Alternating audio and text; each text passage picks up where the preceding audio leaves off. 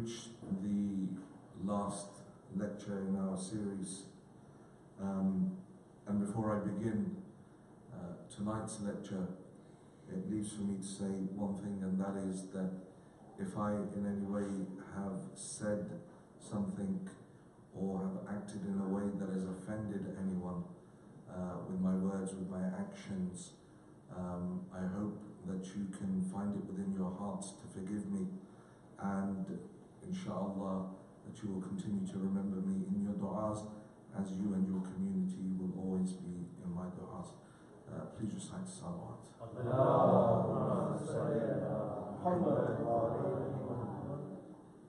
Yesterday we continued our discussion around du'a makarim al-akhlaq, and before that I touched upon the matter of food and how food actually correlates towards our personality, towards our spirituality.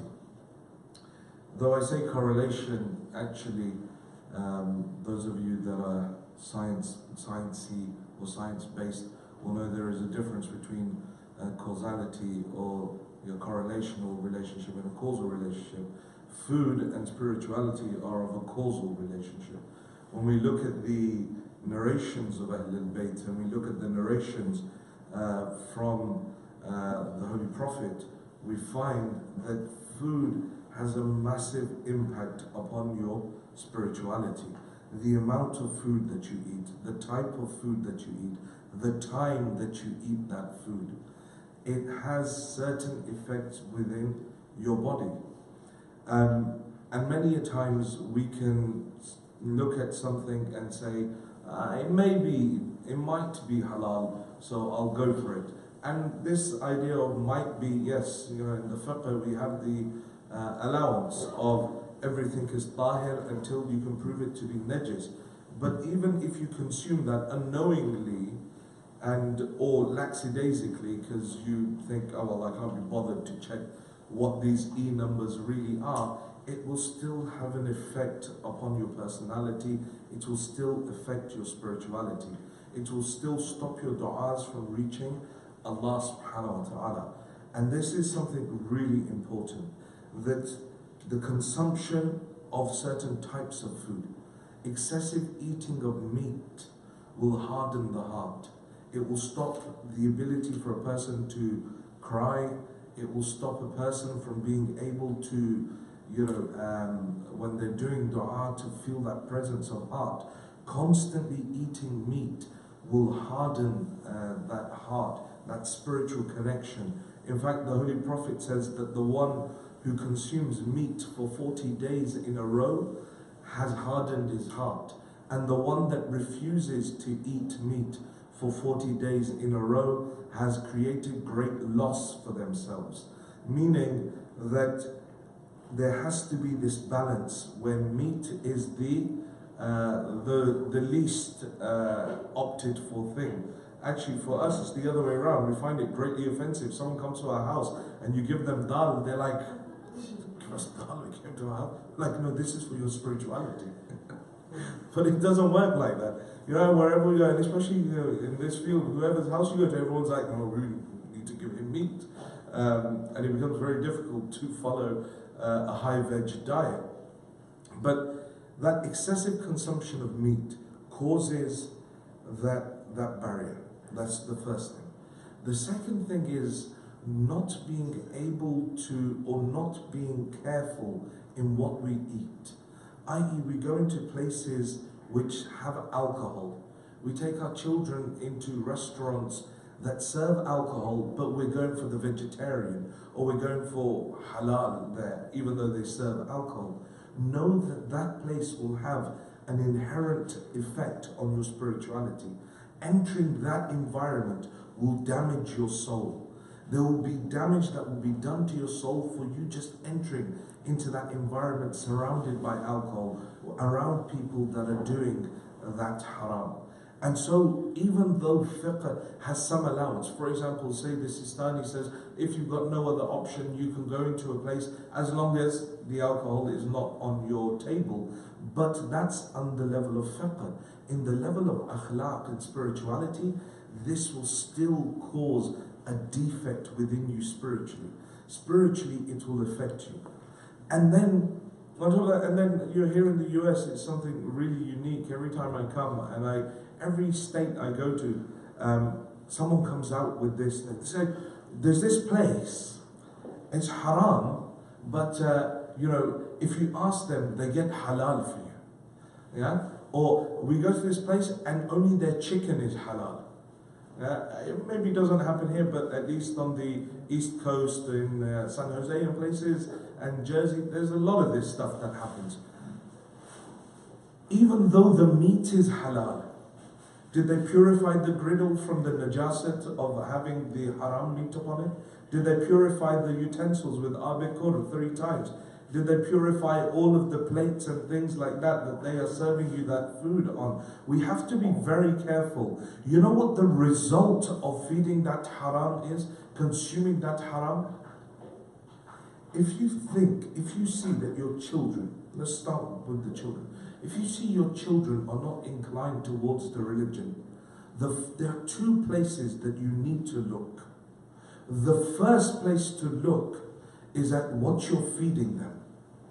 How many E-numbers, where is the food coming from? What is the environment within which they're eating that food? Where is the place from where you're buying the food? That's the first place. Second place is look at their friends.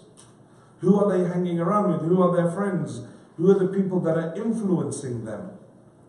And this is really one of those things that if you want to save the future of your community, as your new community begins to develop, I was saying this last night to some brothers, that as this new community begins to develop, in order to maintain it, to strengthen your ties, to stop your youth from leaving the center, what you need to do is strengthen your ties amongst yourselves, i.e. going to visit each other, making your children see each other outside the masjid, outside the majlis, actually having a relationship.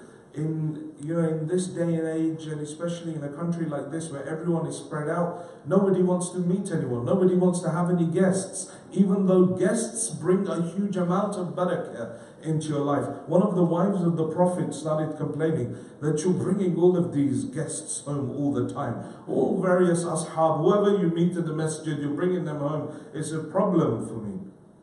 So the Prophet said to her, next time I come, I'm going to do something that you can see. So he says that he was about to bring an ashab and he placed his hand over her eyes and said, stand back and watch as I bring these guests in the house. Says that as these guests came in the house, she says, I saw upon their back, there were bags and bags of rahmah, of mercy, that they were bringing into the house. Metaphysically, they were bringing it into the house. With their very presence, the rahmah of Allah was entering the house. And when they went to leave, all of the bala, all of the difficulties, all of the sorrows of our house were clinging onto their back and they were taking them out with us. This is one of the benefits of having guests within the house. So in order to build your community, you need to create that level of interaction with each other, that you go and visit. Your children don't have friends outside. I mean, they have friends outside, but their best friends must only be the followers of Ahlul Bayt. They must be the Shia of Ali Muhammad, because that is where they will influence each other. So this is the first thing. That food, if you look at the food, first reason for deviation within a society is the food. Where are you feeding yourself from? Where is the food coming from? That's why Allah subhanahu wa ta'ala in the Holy Quran says, and tell man to look towards his food. Man should look towards his food. What does it mean? Not like have a look at it, take a photo and put it up on Instagram, but rather that a person should look, where is it? Is it halal? Is it pure? Has it been sacrificed correctly? Are there any other issues that surround it to make it halal? So the first effect is the spiritual one, which leads to sort of bad behavior, a lack of inclination towards the religion. Overeating of halal also has an effect on a person. When you overeat halal, even overeating, the first thing that it does is it makes a person lazy in their prayers, in their ibadat. You find it in Shahr Ramadan. You know, all day you've been hungry, it's fine. And then iftar comes, and if you don't pray Maghrib first, and you just go and you start eating, and then everyone's ready to pass out. Forget Salatul Layl, forget Salat Ja'far Tayyar, forget the A'mal of every night. Well, we're done now, Baba. Until Suhoor, no one wake us up. Yeah, we just about do that. And if we're fortunate enough to eat before Maghrib, then the sajda of Namaz Maghrib and Namaz Isha is very difficult. Because we've overeaten and I can't breathe. Yeah? So eating less will give you the vigor in your ibadat. Excessive eating will slow down your ibadat. The second or the third effect that is more prominent and related to Karbala is when someone consumes haram, they cannot differentiate between the hujjah of Allah and the enemies of Allah subhanahu wa ta'ala. In fact, Sayyid al-Shuhada says in Karbala to the army of Yazid, he says to them, you know why my words are having no effect on you? قَدْ مُلِئَتْ بُطُونَكُمْ مِنَ الْحَرَامِ is because your stomachs have been filled with food of haram.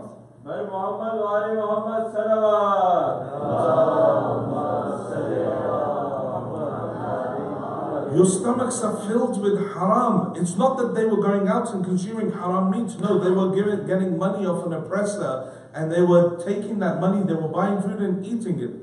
Over here, I don't know how strong your welfare system is, but in England we have a pretty robust welfare system. And there you find people, that are working 40-hour weeks or are self-employed. They'll be telling the government, no, we're only working 20 hours. So that the government can top them up with the remaining amount of money. And although they're working and they're earning that amount of money, but they're lying for that extra. That lying to gain that money, that is haram.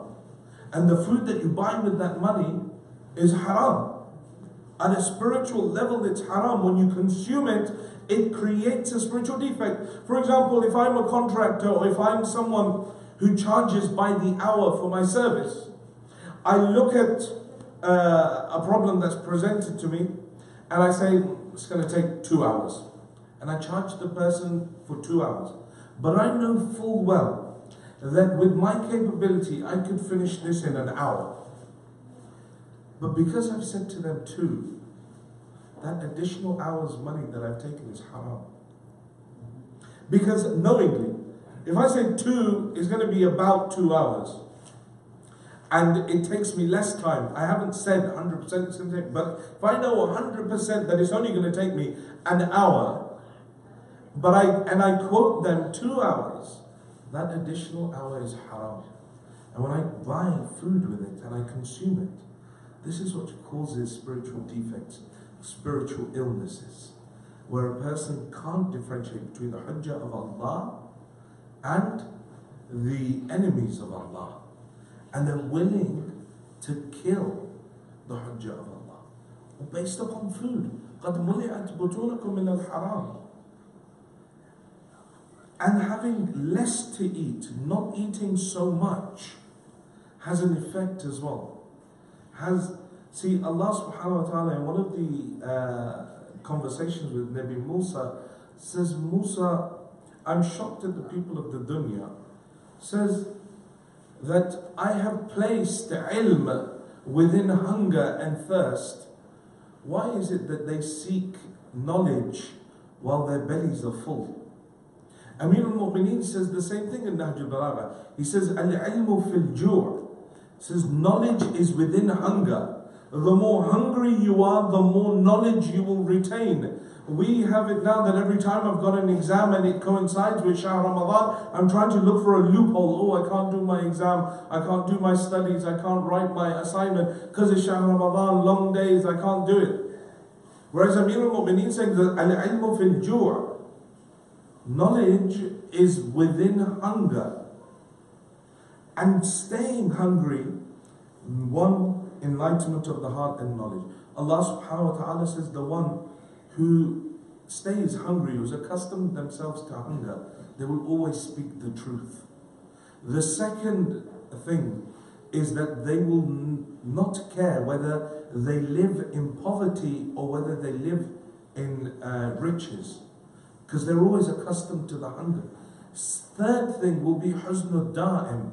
There will be a constant sorrow in their hearts, not sorrow in the depressive sense, but sorrow in the sense of that the mu'min lives between two states, the state of khawf and raja, the state of fear and hope. And to be able to reach that stage, fear that maybe that which I have done is not enough. When I look at the grandness and the majesty and what Allah has bestowed me and the blessings that Allah has bestowed upon me, and I look at my meager ibadat and I think, this is not enough. This is where the khawf comes from. The raja, the hope comes that I'm still trying, and He is Rahman, He is Rahim, He will still forgive me. But the believer lives between that. That huzn da'im that lives in the heart of the believer is that I could have done more when it comes to my ibadat. And so hunger will create that huzn da'im within a person. So truthfulness, they won't care whether they're in riches or in poverty. They won't care, or they will have this huzn da'im within themselves. And Allah subhanahu wa ta'ala says that my abd is the closest to me at 2 points. The first is when he is hungry. When my abd is hungry, when my servant is hungry, and they raise their hands for dua, Allah answers the person's dua. The second is when the abd is in the state of sajda. So this is the closest to me when he's in sajda. So imagine now an abd that is hungry, a servant of Allah that is hungry, but then also doing sajda and asking Allah for their dua. Allah subhanahu wa ta'ala will never reject that dua, as long as the dua is reasonable, obviously, within the bounds of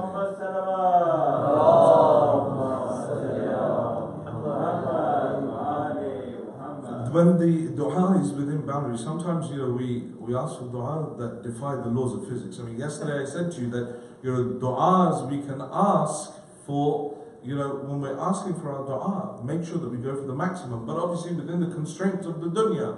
I can't turn around and be, oh Allah, give me the ability to, fly, or give me the ability to grow wings. I mean, flying is not a problem, but grow wings, for example, to fly. I say fly is not a problem, like I can do it. But I mean, in the sense of tay al-ard. Tay al-ard, one of the things, like for example, Dua Kumail, when Imam Ali teaches it to Kumail ibn Ziyad al-Nakha'i, he says, Kumail, this is the dua of Nabi Khizr. And this is the dua that enabled Khidr to do tay al-ard. Tay al-ard is what? To transport oneself from one place to another place in the blink of an eye.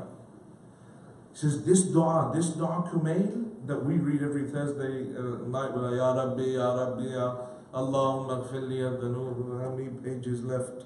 Oh my God, why they put the slow reciter on? That dua is what enabled Nabi Khidr to do tay al-ard, transport himself from one place to another in the blink of an eye. So the point being that this hunger, it brings not only knowledge, brings proximity to Allah, brings truthfulness. So when we accustom ourselves to hunger, some people are in such a bad state of not ever wanting to be hungry. They're always snacking. They don't call it grazing, they're just grazing. Like cows graze, cattle grazes.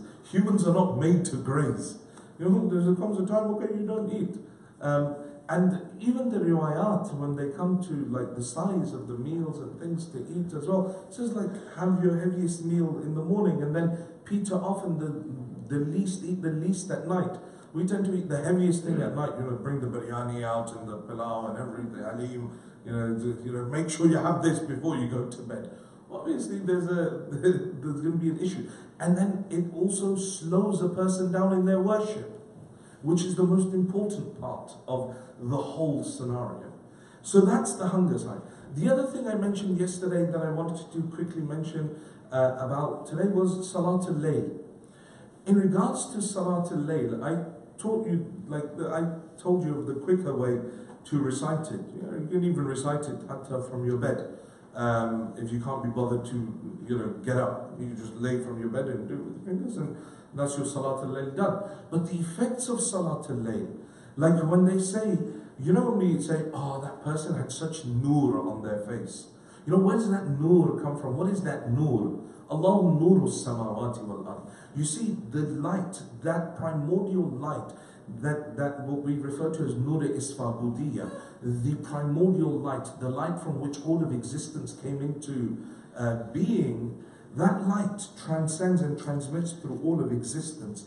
And the only place that can contain that light is the heart of a human being, not the physical heart, the spiritual heart.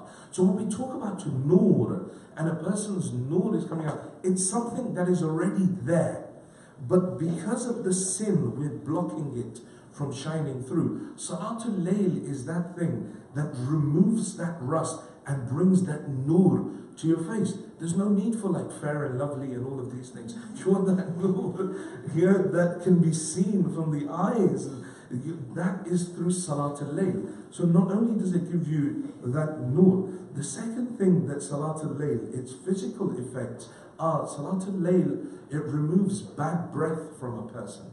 A person that doesn't recite Salatul Layl will have bad breath, but the one that recites Salatul Layl will never have bad breath. The third thing is that they will never have bad body odor. Their body will not produce bad body odor because they regularly recite Salatul Layl. The fourth thing is that increase in rizq, increase in their sustenance that Allah gives. And rizq is not just money, but children are rizq, your house is rizq, your clothing is rizq, your cars, everything around you is sustenance from Allah. The air that you breathe is rizq.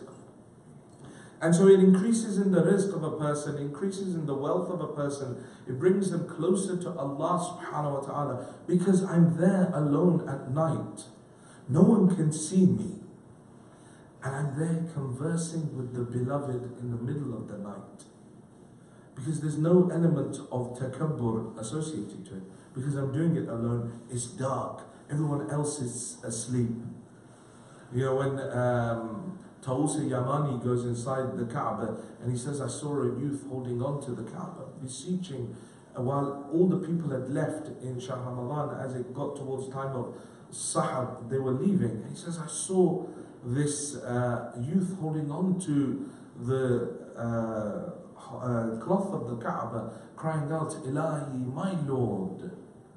The night has passed and the stars have disappeared. And the doors of all the kings have been closed, and they have placed guards at their doors. But your door, maftuhun lis-sa'ilin, your door is still open for those that come and ask.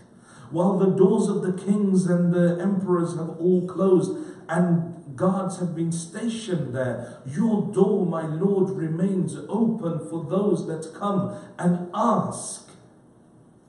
And then at that moment, Tawus Yamani says, I saw the youth faint. Says, I ran towards him to see who is this individual that recites in the way of the Anbiya of Allah. Says, when I looked closely, I realized it was Ali ibn al-Husayn, Imam al-Sajjad. And this level of ibadah, this desire, when Amirul Mu'mineen is struck on the 19th of Ramadan, and he's being brought back to the house, he turns to the sun as the sun is rising, and he says, "O sun, bear witness that you never saw Ali sleep, but Ali always watched you rise." That ability to stay awake for a portion of the night, to recite that Salatul Layl, to have that munajat, have that conversation with the beloved. Because that's what that conversation with Allah is. It is the musings of the lover to the beloved. It's how the lovers interact with the beloved. That they sit there and they talk about their problems. And you don't need lengthy du'as. You can just sit there and say, Allah, this was what my day was like. This is what this person said to me. Allah, help me with this problem. Allah, I've got the flu. Allah, really, honestly, to this level, then just have a conversation. You don't need to do excessive du'as and things. Yes, if you can recite the du'as, excellent. But if you just want to create that connection, Just sit there and have that conversation with Allah subhanahu wa ta'ala. And a lot of that, when we become regular within our Salatul Layl, we will see a number of benefits that will enter into our lives. Continuing our discussion on Dua Makarim al-Akhlaq, I'm not going to be able to finish. There's some 20-something characteristics that the Imam lists of the Muttaqeen. The rest you can take as homework in the coming nights to have a look at Dua Makarim al-Akhlaq from line 60, well actually from the end of line 61, 62 of Dua Makarim al-Akhlaq, you will see that we begin to list the sifat of the Muttaqeen.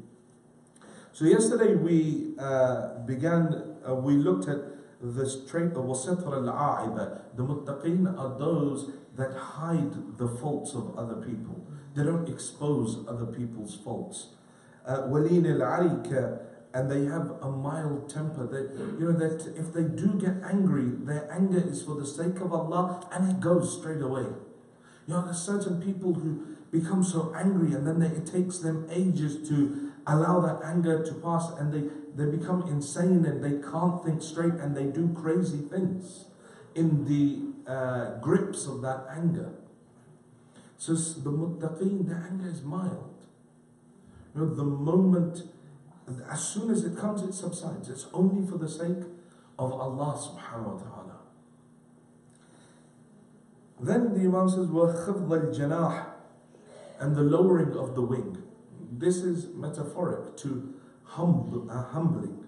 The Muttaqeen are humble. They're individuals who do not consider themselves to be of any high station. Rather, they're always introspecting, always looking in on themselves and looking at their own faults. So when someone comes to praise them, at the same time as receiving the praise and accepting, okay, this is something good I've done, but like we said a few nights ago at the start of the dua, we say, well, Allah, don't raise me amongst the people darajatan illa hatatani 'inda nafsi mithlaha, without lowering its equivalent within me.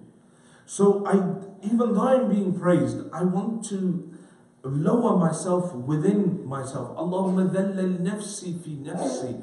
Allah, make me dhaleel within myself, that I never ever think of myself as something important, as something that is better, or someone that is better than anyone. Because there is that day when a person will be raised and all of mankind will be dhaleel, humiliated on that day, bar a few individuals. That day is so fearful that Imam al-Sajjad himself, he says in Dua Abi Hamza Thumali, that we recite in Shahr Ramadan, he says, فَمَالِ لَا أَبْكِي. Says, my Lord, for what reason should I not cry? أبكي لخروج نفسي، أبكي لظلمة قبري، أبكي لذيك لحدي، أبكي للسؤال منكر ونكير إياي، أبكي لخروج من قبري أريانا ذليلا حاملا ثقلي على الظهر، انظروا مرة عن يميني وأخرى عن شمالي، إذ الخلائق شأن غير شأني، لكل امرئ منهم يومئذ شأن يغني. Says, for what reason should I not cry?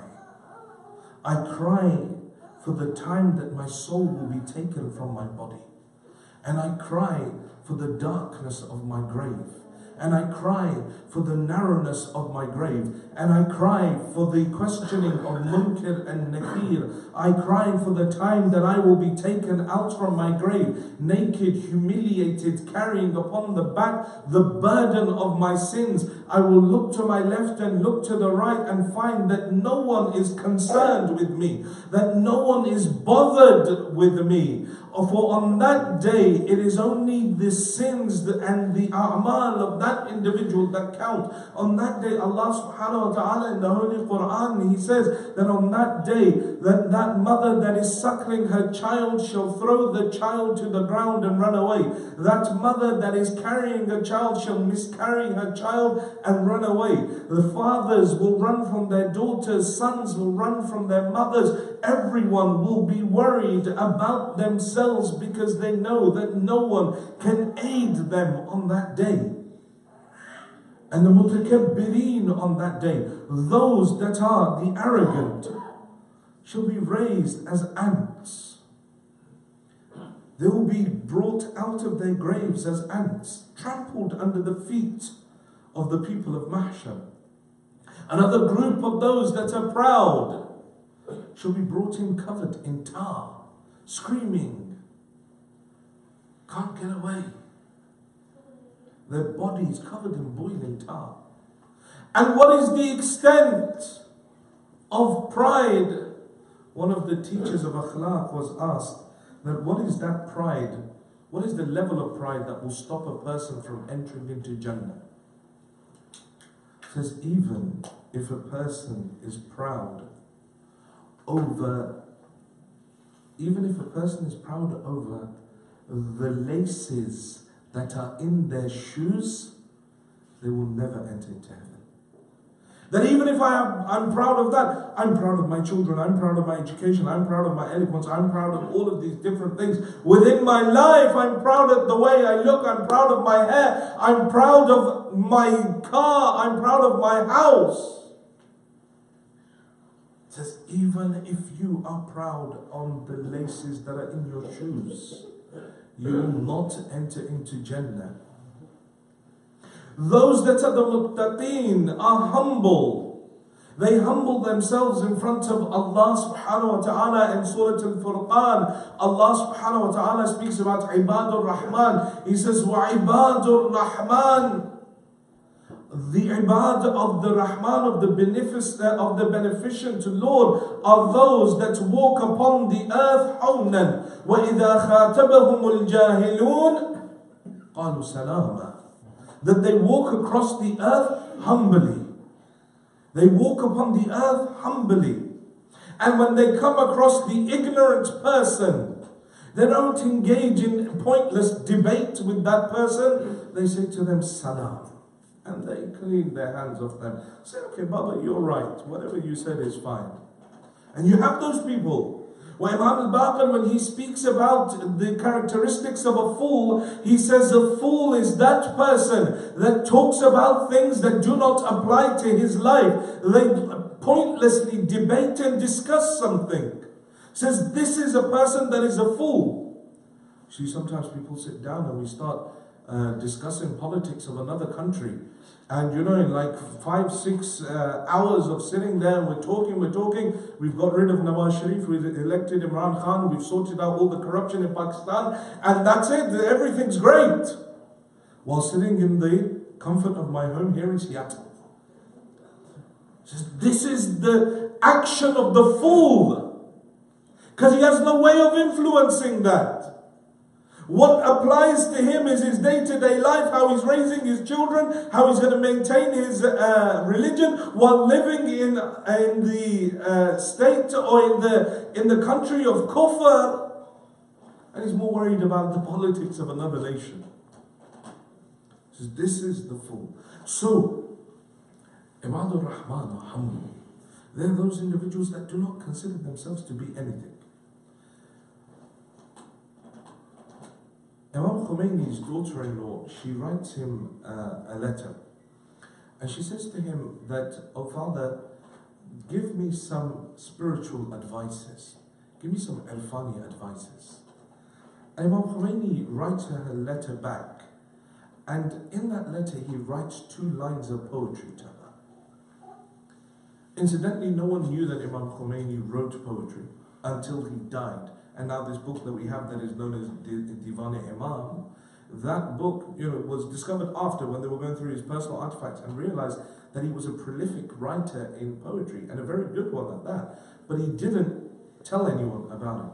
So now when he writes his letter back to his daughter-in-law, he writes 2 bayt of poetry within it. He says, Fati zeman name irfani khast, zemurche takht Sulaymani khast.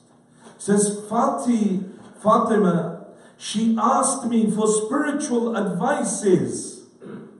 It is as if she is asking an ant to bring for her the throne of Sulaiman. They are those that are humble. The muttaqeen are those that are humble. Today I achieved one thing and I want to tell everyone about it. I want to put it up on social media and I want everyone to know what I've achieved one thing, and now, alhamdulillah, I've got LinkedIn, so now we can talk about how great we are academically and in business and things like that as well. Make sure, to some extent your CV and stuff, okay, fine. But we have people, they get called somewhere, or they just go down the street, and first thing we do is stick it up on social media. Look at me, how great I am. So it's about being humble.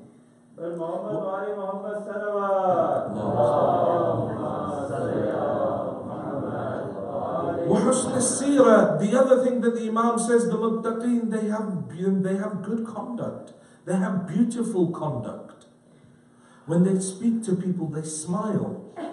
When they speak to people, they're pleasant.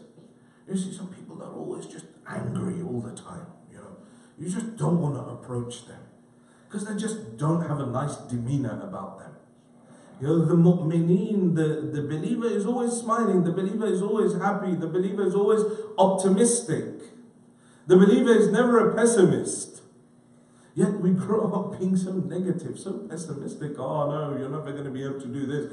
Or, and we raise children in this sort of pessimistic way. What you did wasn't good enough.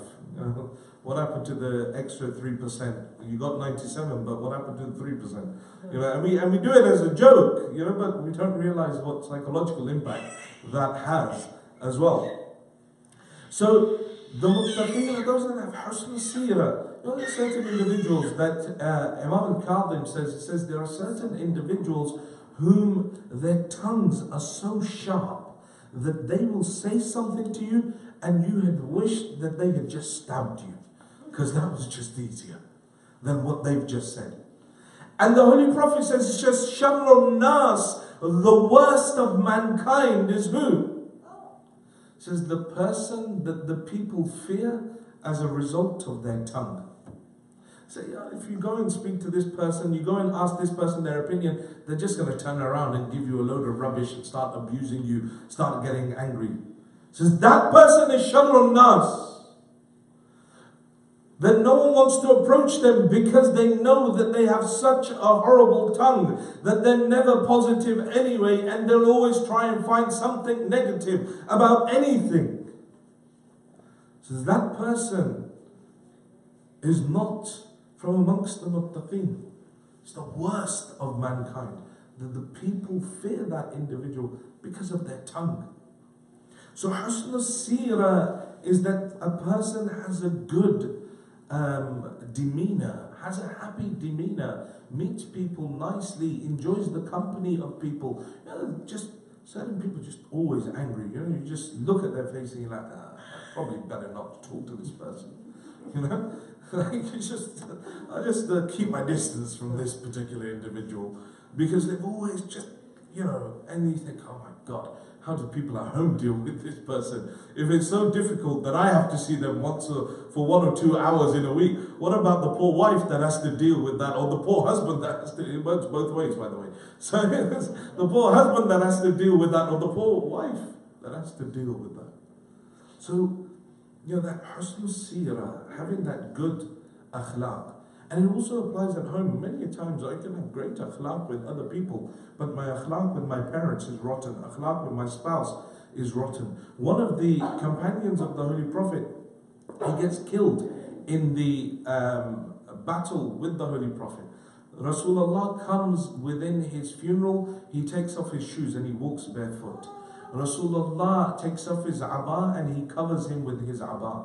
Rasulullah buries him himself. Rasulullah recites his salat al-mayyit. Rasulullah does dua for him at his grave, and his mother is coming and she sees that she comes to the grave of her son. She says, "Ubashiruka bil Jannah ya Sa'ad."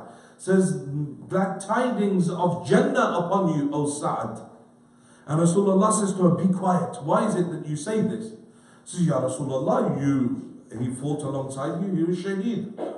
You buried him. You recited his salat al-mayyit. You covered him in your abba. You walked barefoot in his funeral procession. You were the one that did dua for him. Ya Rasulullah, how can he not end up in Jannah? Rasulullah says right now as we speak, he is being punished by the angels in the qabr. Why? Because he was bad. His akhlaq was bad with his wife.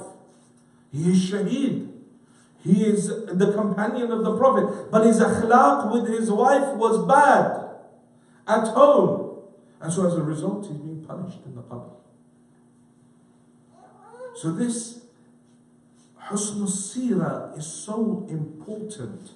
It's one of those essential things that I have to constantly analyze myself, look within my own life as to, am I a good human being? Have I got a good level of akhlaq? You know, do people want to approach me? Am I a trustworthy person? You know, do I have that trustworthiness?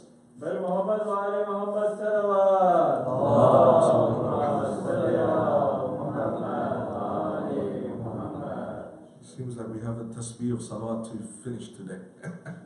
So, alhamdulillah, recite another loud salawat. So, husn al-sirah. وَسُكُونِ الرِّيحِ says, and this individual has a calmness of their disposition. It's like when they're calm, their very presence is calming. When they're around people, people feel at ease around them. You know, the mu'min is that, the narration says that when he's amongst the people feel no fear.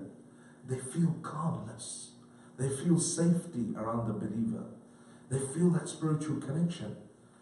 But if a person's like that, people become uneasy. You know, there's certain people that we all know that we could just sit and talk to them all night, and we could sit and talk to them for as long as we want, because they have that demeanor, they have that calmness that wants to, you know. And there's other people that you think, oh my God, what sin did I commit that I've been stuck with this person today? You know, like what am I being punished for? what sin did I commit that Allah subhanahu wa ta'ala is punishing me with this individual as my company today? So, you know, and it goes both ways. So sometimes, you know, you get blessed with good company, sometimes you get blessed with bad company. So, but that good company is that calmness of their disposition. But the other translation of this sakun al-rih is the gravity of bearing. The individual has the ability, the muttaqeen are able to bear difficulties and trials.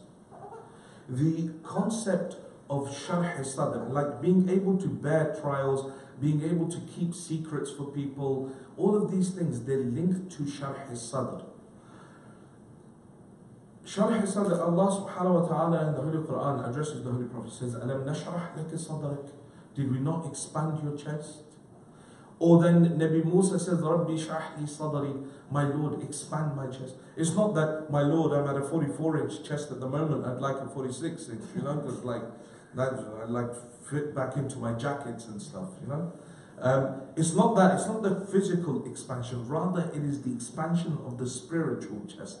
The idea of sharh sadr is that it's like a sea, like an ocean. And you see, when a plane falls inside an ocean, it creates ripples, but then it goes calm again. It's got a whole plane inside it, but it will never tell you that there's a plane that's inside. This is sharh sadr. The Holy Prophet, Allah says, Alam nashrah laka sadrak? Did we not expand your chest to be able to bear these trials that are coming your way? That the people are saying bad to you, the people are not listening to you, the people are coming and swearing at you, and you've got to be patient and absorb.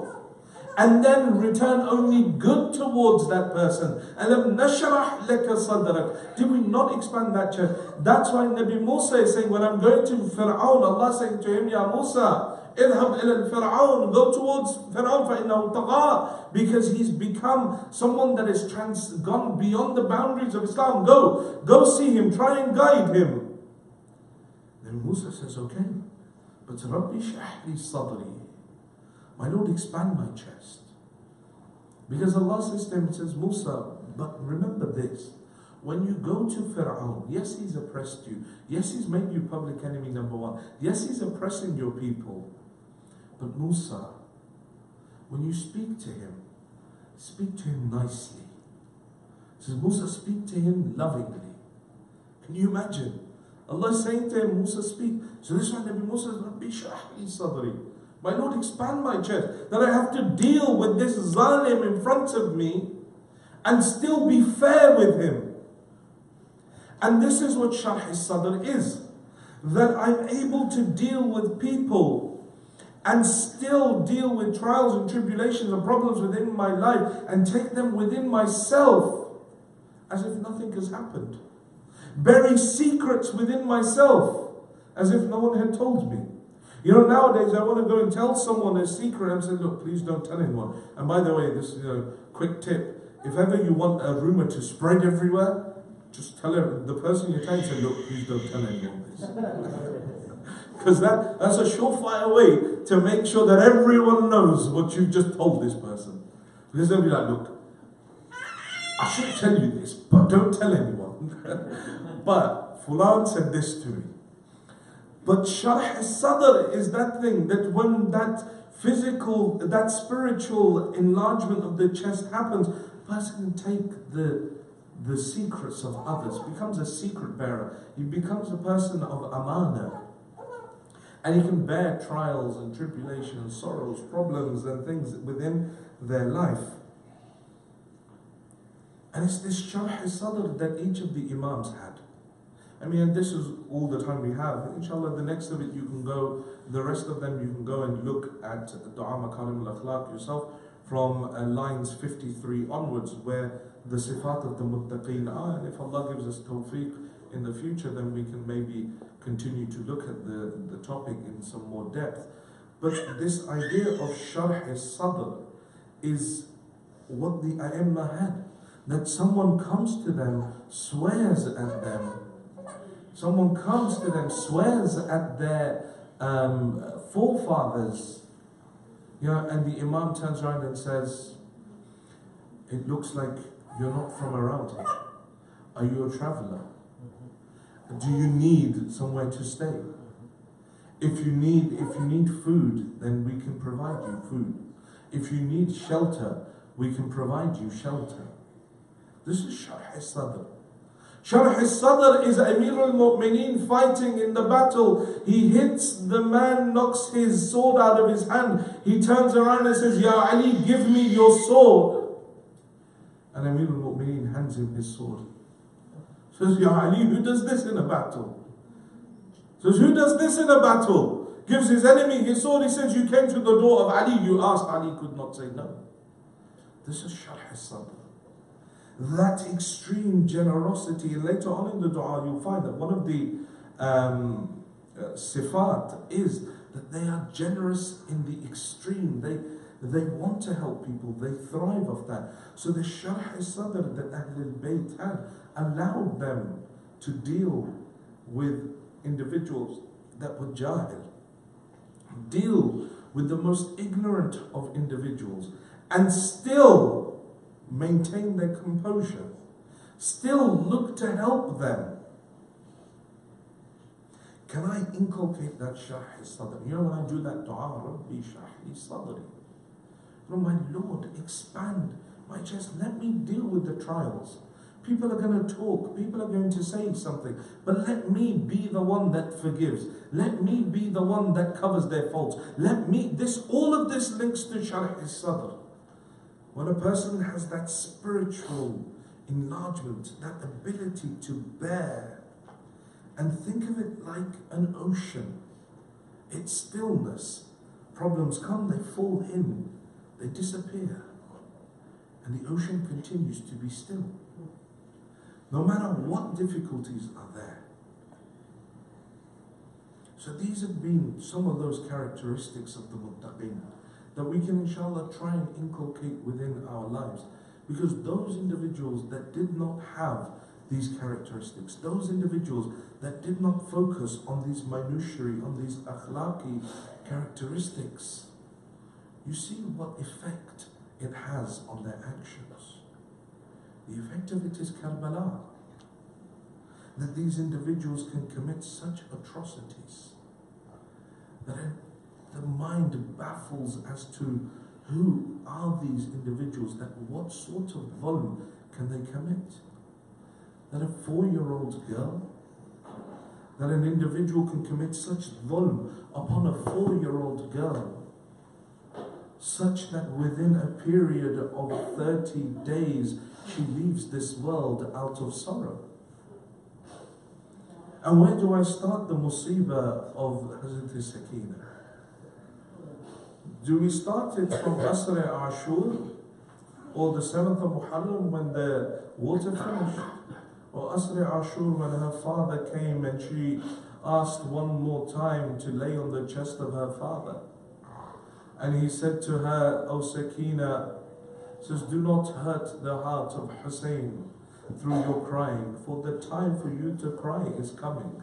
When you find me lying upon the earth and my neck and my head severed from my body and my artery, the blood flowing from my arteries, my daughter, that will be your time to cry. From Karbala to Kufa, from Kufa to Sham will be your time to cry. There are so many aspects of dhulm upon this girl that one cannot fathom that how is it that someone could do such dhulm upon this girl. That if it is as simple as the earrings that are in her ears, they cannot bear to see them. A daughter who has just lost her father, not knowing where to go, she runs out into the battlefield confused. After the event of Ashura, they say that Khuli was given the head of Abi Abdullah. When Khuli returned home, it was night. He took the head of Abu Abdullah, he placed it within the tandoor of the house, and Khuli went and he slept on the bed. His wife turned to him and said, Khuli, where were you? He says, we had to go on some work for the Khalifa, leave it be. Go to sleep. A short while later, the wife of Khuli again wakes him up. Now she's crying, she's looking at him, she's saying to him, Khuli, Mal'oon, what is it that you did in Karbala? Khuli, tell me, what is it that you did? Where is it that you went? He said, we were in Karbala, we were fighting against some rebels. She says to him, Khuli, tell me the truth, what is it that you did in Karbala? He says, why is it that you ask? He says, why is it? She says, why is it that Zahra is coming in my dream crying, saying, what did my Hussein do to you, Khuli? And why did Khuli take that from us that he took? She says, Khuli, tell me, what is it that you did? He said, we fought against Hussein. And says, you brought the head. He says, the head is in the tandoor. But she says to him, Khuli, what else did you take from Ala Muhammad? Khuli says, there are 2 earrings that are under my pillow that I took. Says, where did you get them from? Says, when the tents were on fire and all the children of Abu Abdullah were running, he says, I saw a young girl, 4 years old. In her ears were 2 earrings. I wanted them. I said to her, give me the earrings. The child was young. She was afraid. Her hands were shaking. I said to her, take off your earrings. She's afraid. Her hands are shaking. I was impatient. I could not wait. I went forward. I pulled the earrings from her ears. Do we start with the musibah of her earrings, or do we start with the musibah of her thirst? That I don't know where in the maqtal of this 4-year-old girl drank. That on Sham Ghariba, when they say that water was brought to the camp of Abi Abdullah, to the Usara of Abi Abdullah, Sayyida Zainab wakes up Sakina and says to her, Sakina, there's water for you, drink. Says, Awan, why did you give it to me first? Says Sakina, it is our tradition that we give it to the youngest first. She takes that water, she runs towards where the tents used to be. They call out to her, Sakina, where are you going? She says, Awan, you said yourself the youngest must drink first. My brother Ali Asghar is still thirsty. Or then along the way, they say whenever water was brought, she would run and pour the water upon the chains of Sayyid Sajjad, saying that the chains are heating in the sun and they're cutting into the skin of my brother Sajjad. I will stay thirsty, but as long as I cool the chains of my brother. Or at another point they say that when Ahlul Bayt was stopped at a place, Shimar took the water and he began giving water to his army. This 4-year-old daughter of Abi Abdullah was looking towards him. He saw her, he said, "Do you want to drink this water?" She turns to him and says, "I'm thirsty, I'll have some of the water." He says, "You'll only drink once all of my army has drunk." Here, a 4-year-old girl, those of you that have children, young children, when you tell a child that you will bring them something, the anticipation that builds within a child, and if that child is thirsty or hungry, and that anticipation that builds within the heart of that child. Now imagine the daughter of Abi Abdullah being dragged from Karbala to Kufa, from Kufa to Sham, and now all she desires is a drop of water, and that at the hand of a zalim. They say that Shimar gave water to all his army, and then he turns back to her, says, "Are you still thirsty? Do you want to drink?" She says, "Yes." He opens the bag of water, he pours it upon the earth. This daughter of Abi Abdullah, do you know what she does? The narration says she ran over to where the water was on the earth, and she placed her cheek upon that wet earth. Or do we bring her musibah or start her musibah from that prison of Sham? Then that night comes when she sees in her dream her father. And she wakes up crying, "Aina Abi, Aina Abi."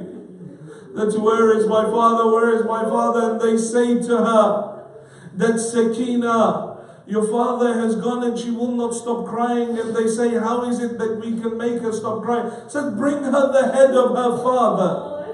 Bring her the head of her father." And they say they brought the head of Abu Abdullah in on a tray.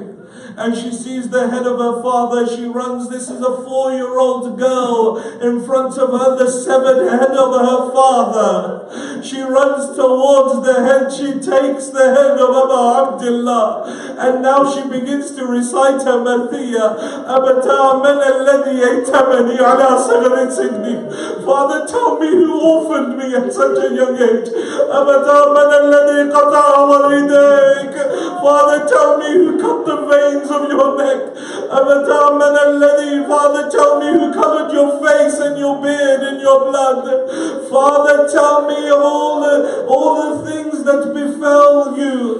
Then she says, "Abata laytani kuntu amya wa lam ara ra'saka hakadha." Father, how I wish today I was blind, that I would not have seen your head in such a state. The narration says she takes the head of her father. She lies down on the ground with the head of her father. She places her lips on the lips of her father, and she begins to tell him, "Father, when we left Karbala, this is what they did to us. Father, they whipped us. Father, they slapped us. Father, no one was slapped more in this journey, more than my aunt Zainab. Every time they wanted to slap us, my aunt Zainab would stand in the way and say, 'Do not slap the children of Abi Abdullah, slap Zainab instead.'" The child continues to converse until a time they say a voice was heard from the head. "Ilayya fa'ana laka bil intidhar." "Oh, come to me, my daughter, for I am waiting for you." Imam al-Sajjad gets up in the middle of the night to go and see his sister. He walks towards her. He finds the head of Abu Abdullah on one side, Sakina on the other. He goes to wake her. The moment his hand touches her body, Sajjad cries out, "Inna lillahi wa inna ilayhi raji'un." And now it comes to the burial of this girl, for her musibah does not end here. How is it Sajjad can bury his sister when Sajjad's hands are tied? What is the state that she is buried in? Years later they say an alim saw in his dream, she came in his dream and said, "Oh alim, my grave is filling with water. Move my body." He saw the dream the first night, he saw the dream the second night. On the third night he realized that this was a message. So he sends his daughter along with other women from the town to go and excavate the grave of Hazrat Sakina and to move her body. When they moved the body and reburied her, the daughters returned back to their father crying, weeping. Says, Father, you told us Sakina was madhluma. You told us she was oppressed. Father, you told us she was alone. Father, you told us that they brought her from Karbala to Kufa, from Kufa to Sham. Father, you told us of all the atrocities that they committed upon her, how they slapped her, how they whipped her. Father, you told us how they stole her earrings from her ears. But Father, you did not tell us that when they buried Sakina, her ropes were still tied to her body.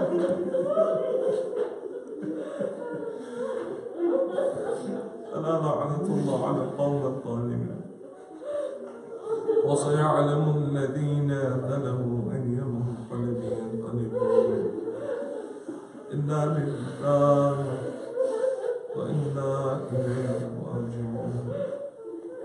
We pray to Allah subhanahu wa ta'ala for the sake of these tears, for the sake of the daughter of Abi Abdullah. Ya Allah, forgive our sins. Ya Allah, for the sake of these tears, Ya Allah, forgive the sins of our parents. Ya Allah, those of our parents that are alive, give them long lives. Those of our parents that have left this world, give them a place next to Allah Muhammad in Jannah. Oh Allah, those who are ill, give them shifa'ah. Those who are in debt, clear their debt. Those who are in education, make them successful. Oh Allah, keep our ulama and our maraji' at the head of our institutions. Oh Allah, destroy the enemies of Azadari around the world. Oh Allah, protect the Azadar of Sayyid al-Shuhada around the world. Oh Allah, protect the Za'ireen of Ahl al-Bayt around the world. Ya Allah, give us the tawfiq to go upon the ziyarah of Ahl al-Bayt, especially the ziyarah of Hazrat Sakina. Ya Allah, hasten the reappearance of the Imam of our time and allow us to be amongst his true muttabi'een, his true waiters, Martin al-Husaynia.